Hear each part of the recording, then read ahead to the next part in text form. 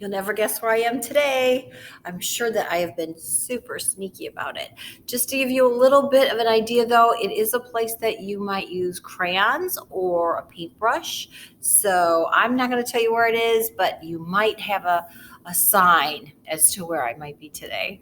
So today's book is How the Grinch Stole Christmas. It is a favorite, and it's by Dr. Seuss. So this is the original story, which follows, the cartoons and things. But every Who down in Whoville liked Christmas a lot.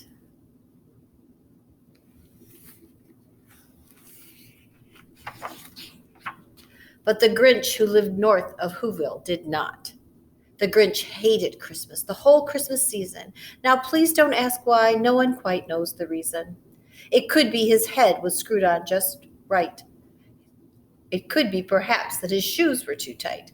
But I think the most likely reason of all may have been that his heart was 2 sizes too small.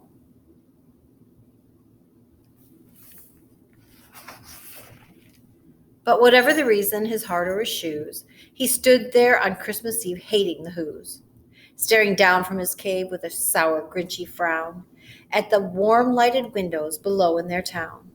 For he knew every Who down in Whoville beneath was busy now hanging a mistletoe wreath. And they're hanging their stockings, he snarled with a sneer. Tomorrow is Christmas, it's practically here. Then he growled with his Grinch fingers nervously drumming, I must find some way to stop Christmas from coming.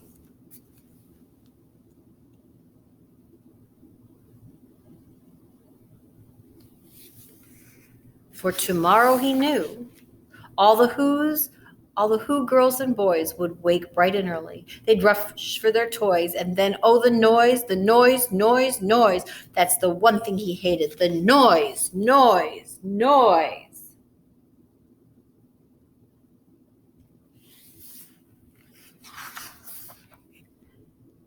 Then the Whos, young and old, would sit down to a feast, and they'd feast, and they'd feast, and they'd feast. They would feast on Who pudding and rare Who's roast beast, which is something the Grinch couldn't stand in the least.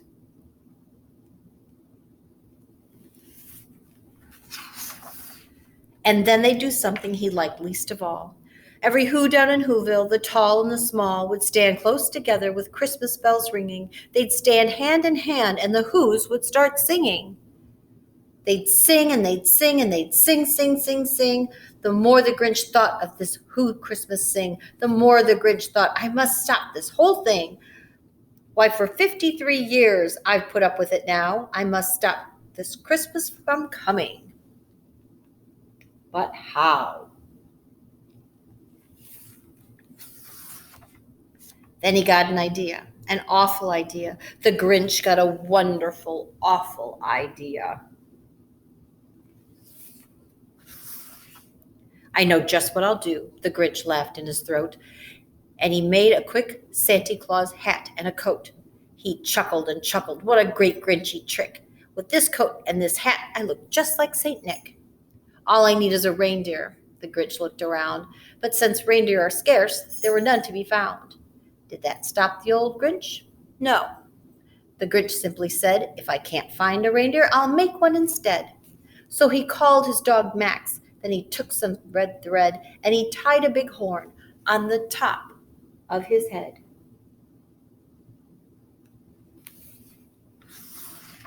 Then he loaded some bags and some empty old sacks on a ramshackled sleigh, and he hitched up old Max. Then the Grinch said, giddy up! And the sleigh started down toward the homes where the Whos lay a snooze in the town.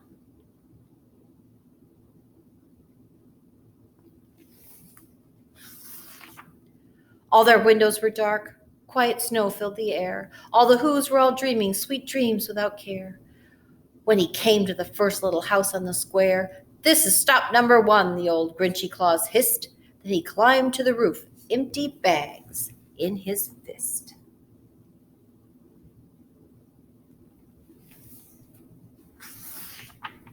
Then he slid down the chimney, a rather tight pinch, but if Santa could do it, then so could the Grinch. He got stuck only once, for a moment or two. Then he stuck his head out of the fireplace flue, where the little Who's stockings all hung in a row.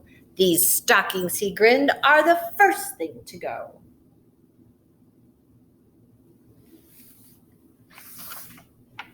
Then he slithered and slunk with a smile most unpleasant. Round the whole room he took every present, pop guns and bicycles, roller skates, drums, checkerboards, tricycles, popcorn, and plums. Then he stuffed them in bags, and the Grinch very nimbly stuffed all the bags, one by one, up the chimney.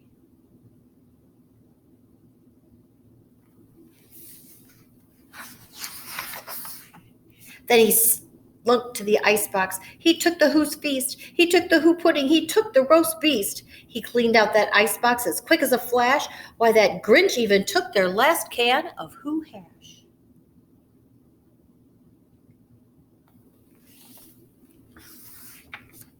Then he stuffed all the food up the chimney with glee. And now, grinned the Grinch, I will stuff up the tree.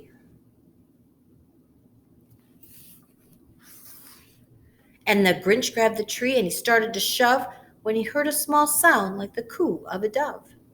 He turned around fast, and what he saw, a small Who, little Cindy Lou who was not more than 2. The Grinch had been caught by this tiny Who daughter, who'd got out of bed for a cup of cold water. She stared at the Grinch and said, Santa Claus, why? Why are you taking our Christmas tree? Why?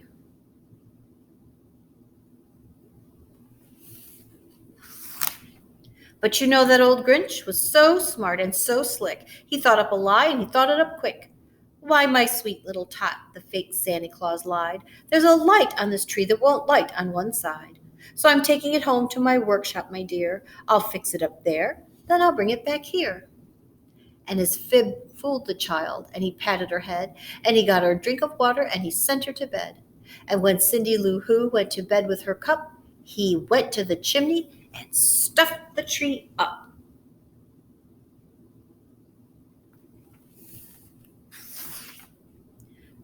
But the last thing he took was the log for their fire. Then he went up the chimney himself, the old liar. On their walls he left nothing but hooks and some wire. And the one little speck of food that he left in the house was a crumb that was too small, even for a mouse. Then he did the same thing with the other Who houses, leaving crumbs much too small for the other Who's mouses.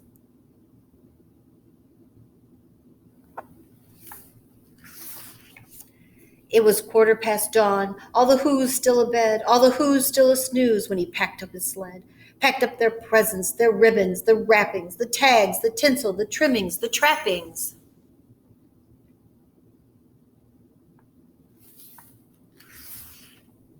"3,000 feet up the side of Mount Crumpet, he rode with his loud on the tip-top to dump it. Pooh-pooh to the Who's, he was grinchily humming. They're finding out now that no Christmas is coming. They're just waking up. I know just what they'll do. Their mouths will hang open a minute or two. Then the Who's down in Whoville will all cry, boo-hoo."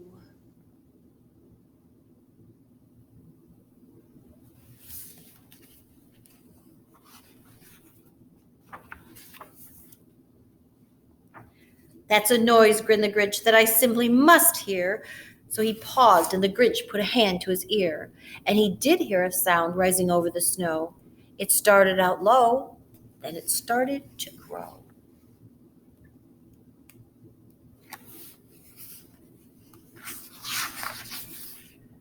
But the sound wasn't sad. Why, the sound sounded merry.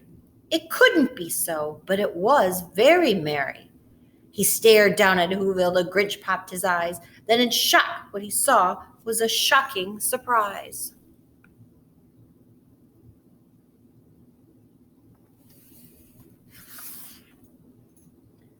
For every Who down in Whoville, the tall and the small, was singing without any presents at all. He hadn't stopped Christmas from coming. He came. Somehow or another, it came, just the same.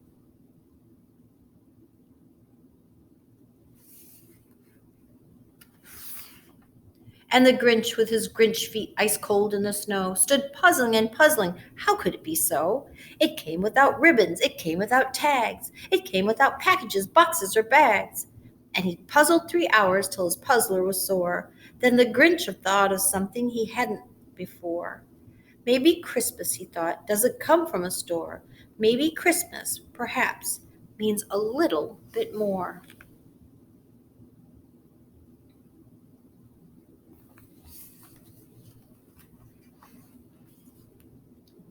And then what happened then? Well, in Whoville they say that the Grinch's small heart grew 3 times that day. And the minute his heart didn't feel quite so tight, he whizzed with his load through the bright morning light. And he brought back the toys and the food for the feast.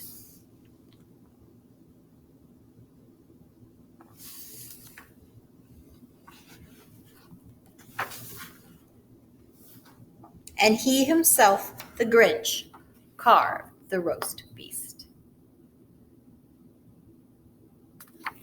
I hope you enjoyed this story, and I hope you guessed where I was. I bet you can't.